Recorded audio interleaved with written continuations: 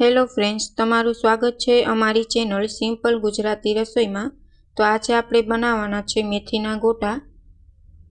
પોચા રૂ જેવા આજે આપણે અને જાળીદાર મેથીના ગોટા બનાવીને તૈયાર કરવાના છે।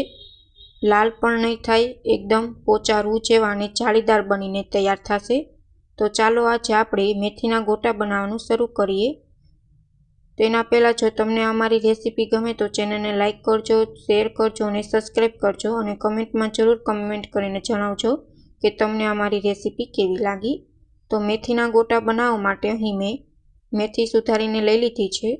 હવે મેથીના ગોટા છે તે સરસ પોચા રૂ જેવા બને તેના માટે આપણે લીલી ડુંગળી એડ કરવાની છે। લીલી ડુંગળી એડ કરો છો મેથીના ગોટામાં તો તમારા ગોટા છે તે સરસ પોચા રૂ જેવા બને છે અને ટેસ્ટ પણ સરસ આવે છે। તો એક બાઉલ જેટલી મેં લીલી ડુંગળી છે તે સુધારીને લઈ લીધી છે।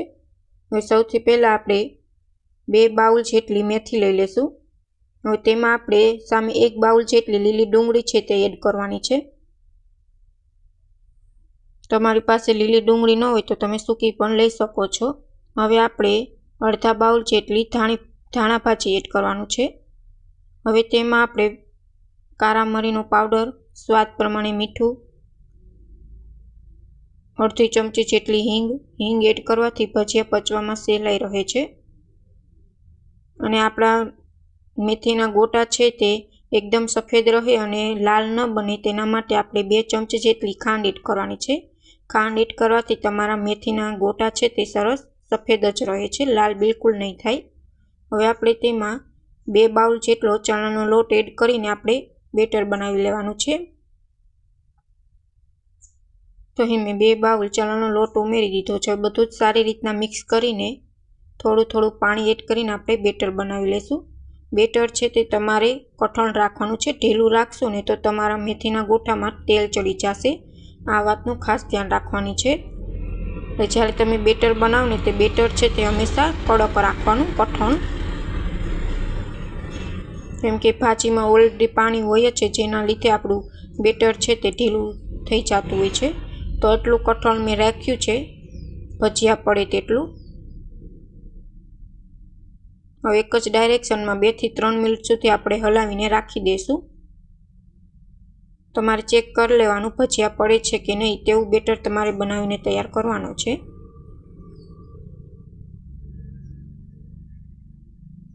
તો ભજીયા પડે તેવું બેટર તૈયાર થઈ ગયું છે। હવે 10 મિનિટ સુધી મેં એમનું મૂકી દીધું હતું। હવે તેમાં આપણે એક આદુનો ટુકડો છે તે ખમણી લેશું।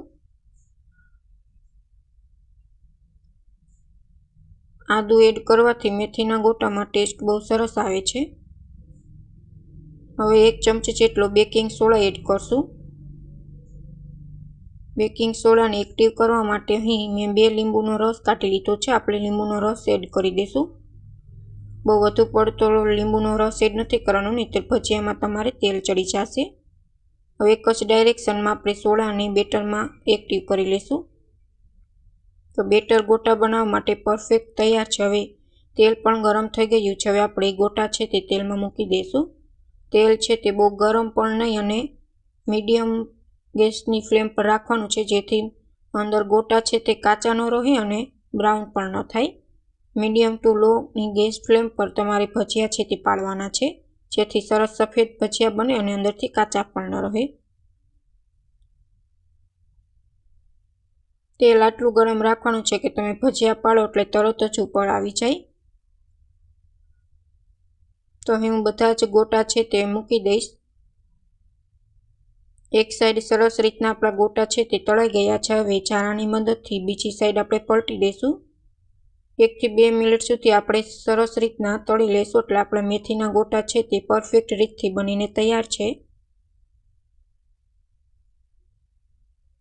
તમે જોઈ શકો છો બ્રાઉન પણ નથી થયા અને લાલ પણ નથી થયા, એકદમ સફેદ ગોટા છે તે બનીને તૈયાર છે।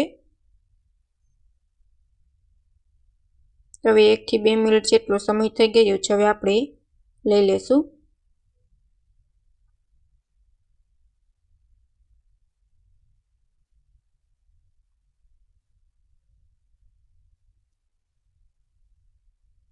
તો મેથીના ગોટા છે તે બનીને તૈયાર છે। હવે આપણે પ્લેટમાં લઈ લેશું।